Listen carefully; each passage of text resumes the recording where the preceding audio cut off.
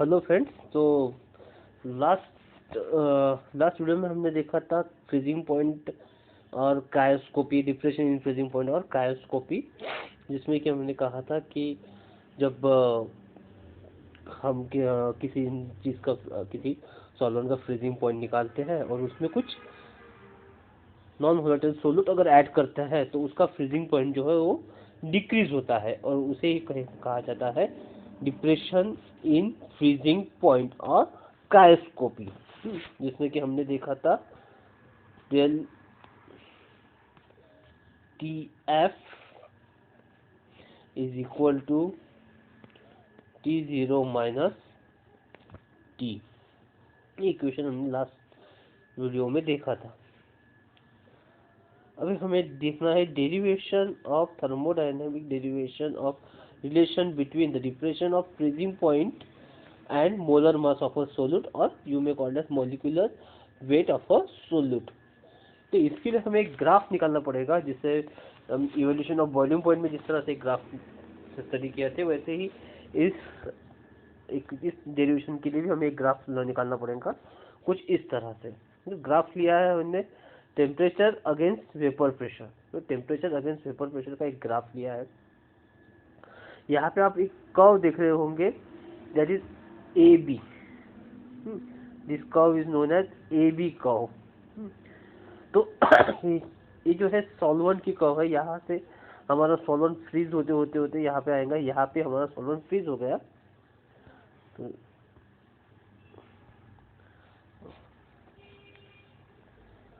ये हो गया हमारी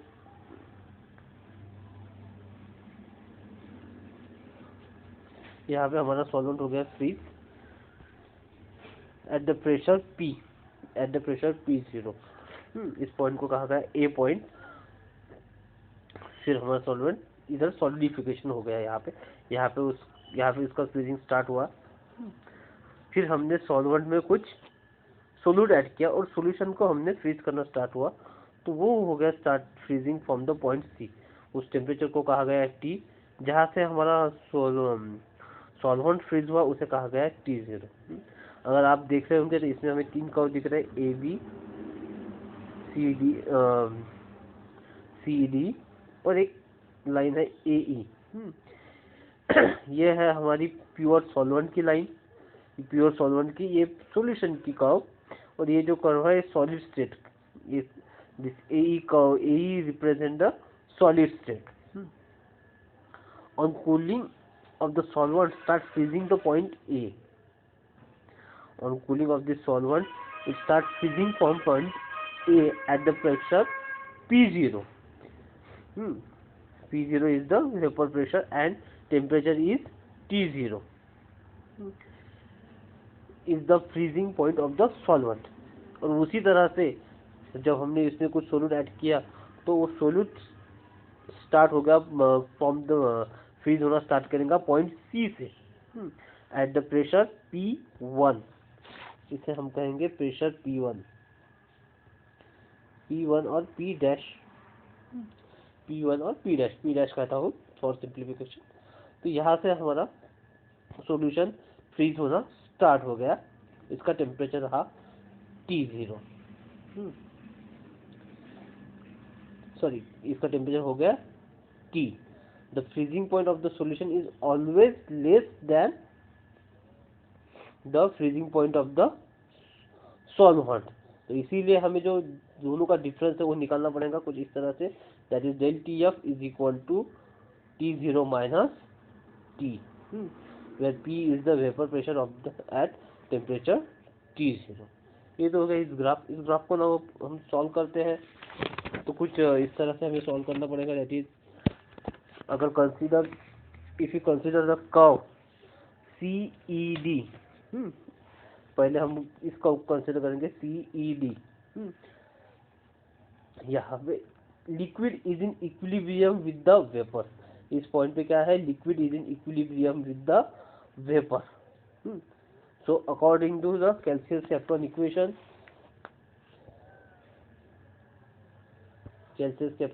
से क्या होगा, ln of P dash by P is equal to minus del H V by R into 1/t minus 1/t0।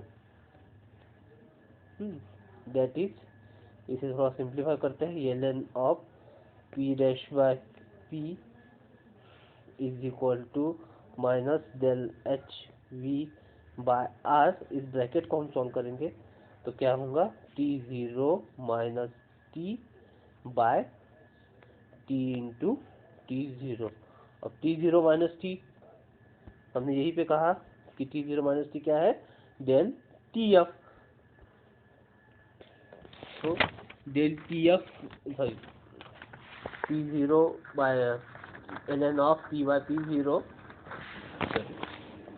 ln of p dash by p is equal to minus del H V by R into del T F by T into t0। इसे कहेंगे हम equation 1। इस equation में del H we क्या है हमारा, molar heat of vaporisation, molar heat of vaporisation, and del Tf is equal to T0 minus T. Now consider the next curve, that is FCA. अभी हमें ये कर्व कंसीडर करनी है FCA। अब इस कर्व में क्या है, solid is in equilibrium with the liquid. This curve represent solid is in equilibrium with the vapours.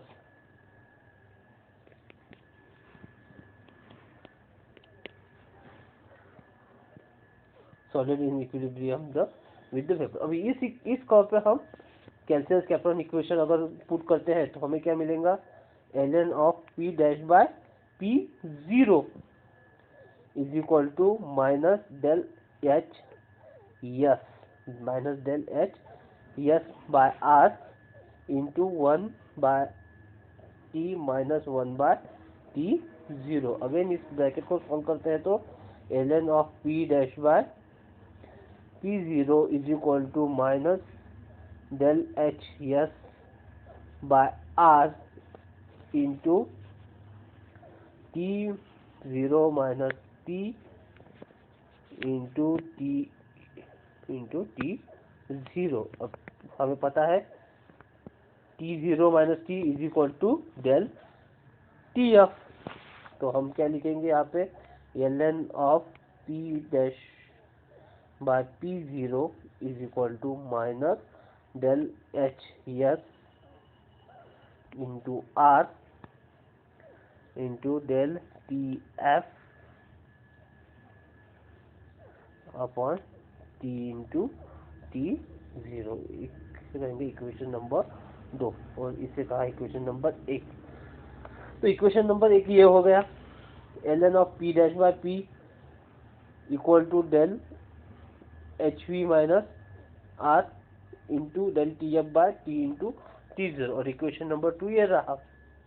यहाँ पे del H S means molar heat of sublimation. तो हम क्या करेंगे, अभी सब्सट्रैक्ट करेंगे इक्वेशन 1 को 2 में से।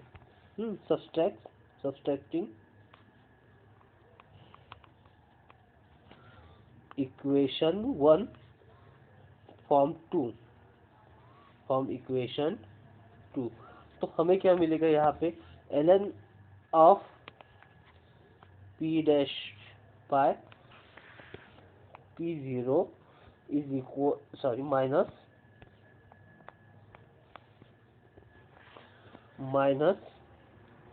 ln of p dash by p equal to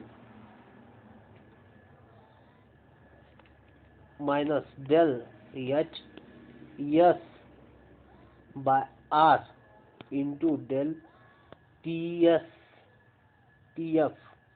del T F by T into t0 minus del HV by R into del TF by T into T0। अब इस इक्वेशन में ये तो हो गया logarithmic ln of m by n into minus ln of m by x। इसे हम solve करेंगे तो हमें क्या मिलेगा, ln of p by p0। और ये टर्म में r 1 by r into del T F by T into T0, ये टर्म हो गई कॉमन। ये टर्म और ये टर्म क्या हो गई, कॉमन। तो इसे हम सेपरेट बाहर निकालेंगे और फिर हमें क्या मिलेगा, that is ln of p by p0 equal to minus del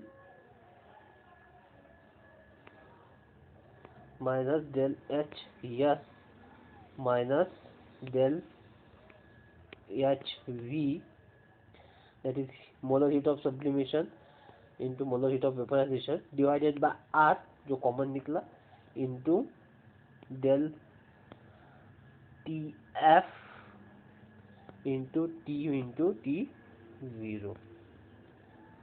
अब ये जो टर्म है del S minus del HV, इसके आगे हम लिख सकते हैं del HF, where del HF is the molar heat of fusion of a solvent for dilute solution।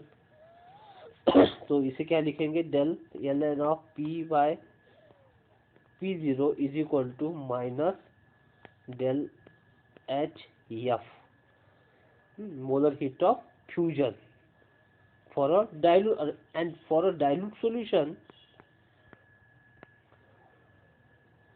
del TF।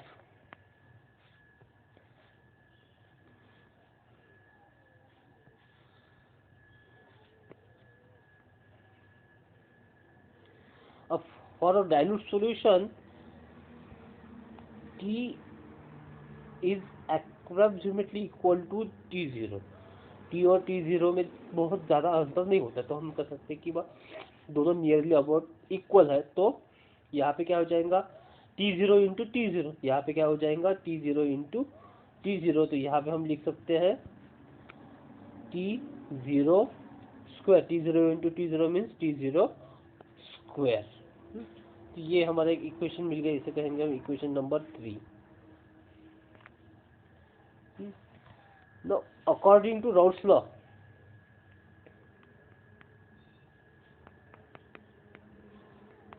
P minus P0 equal to P0 into x2। अगर इसे हम solve करते हैं तो P0 minus P by P0 is equal to x2। इसी का मतलब क्या हो गया, 1 minus P by P0 is equal to x2। और इसे क्या कहेंगे, P by P0 is equal to 1 minus x2। अगर दोनों का लॉग ले लिया तो फिर क्या हो जाएगा, ln of P by P0 is equal to ln of 1 minus x2। Okay, लेकिन for the logarithmic expansion of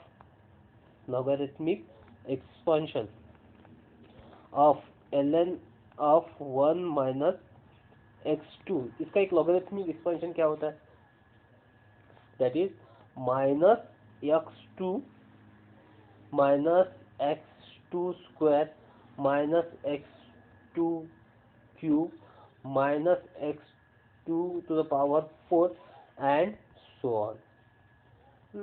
पर क्योंकि हमारा जो सॉल्यूशन है वो डाइल्यूट नहीं तो वेरी डाइल्यूट सॉल्यूशन, अब वेरी डाइल्यूट सॉल्यूशन है तो x2 ही क्या हो जाएगा, बहुत कम हो जाएगा। x2 की वैल्यू क्या हो जाएंगी, बहुत कम हो जाएंगी, और उसका भी स्क्वायर और to the rest to the power cube और 4 वो क्या होगा, वो उससे भी कम हो जाएगा। सो उसे हम क्या कर सकते हैं, इस पूरे टर्म को निग्लेक्ट कर सकते हैं। सो ये टर्म क्या होंगी, बहुत छोटी हो जाएंगी, इसलिए हम इसे क्या करते हैं, निग्लेक्ट करते हैं। तो फिर हमें क्या मिलेगा, ln of 1 minus x2 x2 is equal to minus x2।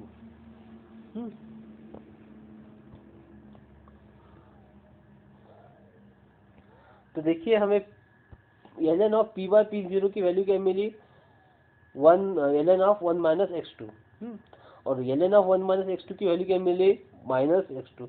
अब इस वैल्यू को हम करेंगे put in our last equation, that is equation number 3। यहाँ पे हमें इसकी वैल्यू मिली 1 minus ln of 1 minus x2 और x2 1 माइनस x2 की वैल्यू मिली माइनस x2। तो इसे हम यहाँ पे पुट करेंगे तो हमें क्या मिलेगा, that is minus x2 is equal to minus del H F by R into del T F by T0 square. Minus minus sign cut कर देंगे, माइनस माइनस अगर कट कर दिया तो हमें क्या मिलेगा, और इस इक्वेशन को थोड़ा रीअरेंज कर देंगे। तो रीअरेंज करने के बाद हमें क्या मिलेगा, del T F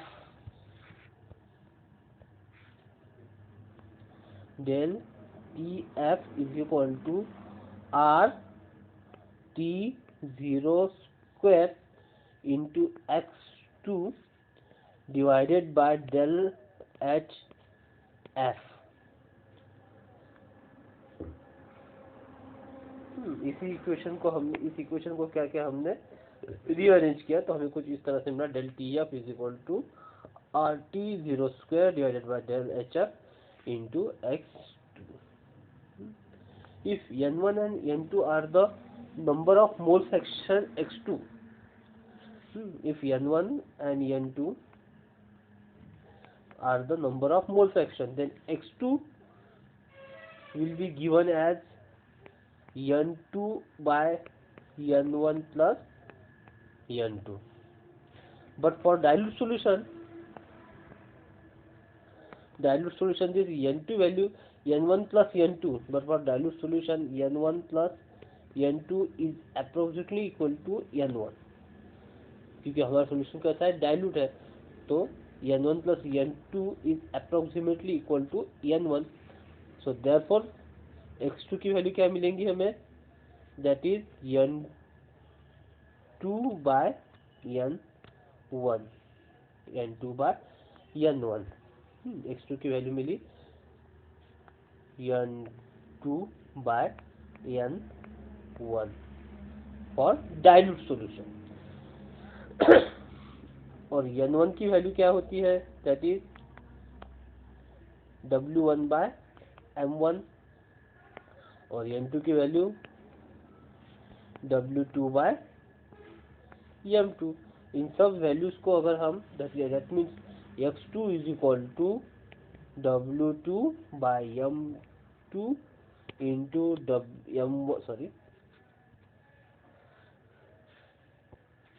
into m1 by w1। अब इस x2 की वैल्यू को हम हमारे लास्ट इक्वेशन में पुट करेंगे, जैसे ये हमारा लास्ट इक्वेशन, ये इक्वेशन नंबर 4। यहाँ पे हम x2 की वैल्यू को पुट करेंगे तो फिर हमें क्या मिलेगा, that is del T F is equal to R T0 square into del H F w2 by m2 into m1 by w1। Now ये तो हो गया मोलर हीट, लेकिन latent heat of fusion LF is equal to del H F by m1, where LF is the latent heat of fusion। so therefore हम ये बोल सकते हैं कि del H F is equal to LF into m1। अगर इस value को अगर हम इस इक्वेशन में अगर पुट करेंगे तो हमें मिलेगा del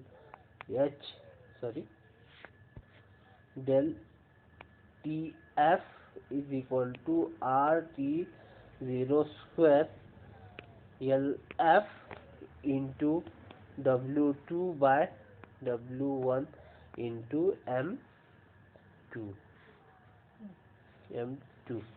since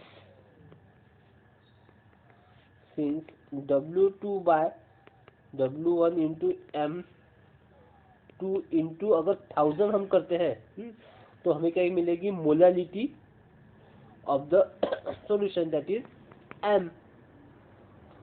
So let's put this value in the above equation, that is equation number 5. Let's put this value in the equation number 5 and we get del TF is equal to RT0 square by LF into M by 1000. तो यहाँ पे क्या हो गया, R gas constant, LF latent heat constant, M जो variable है, और molality M is molality and 1000 is also constant. तो ये जो टर्म हो गए, ये सब टर्म क्या हो गए, कांस्टेंट हो गए। तो फिर मैं लिखता हूँ यहाँ पे KF is equal to RT0 square into LF into 1000, sorry RT0 square divided by LF into 1000। ये हो गई हमारी KF की वैल्यू। अगर इस वैल्यू को इस इक्वेशन में हम पुट करेंगे तो हमें मिलेगा हमारा last equation, that is TF is equal to KF into M,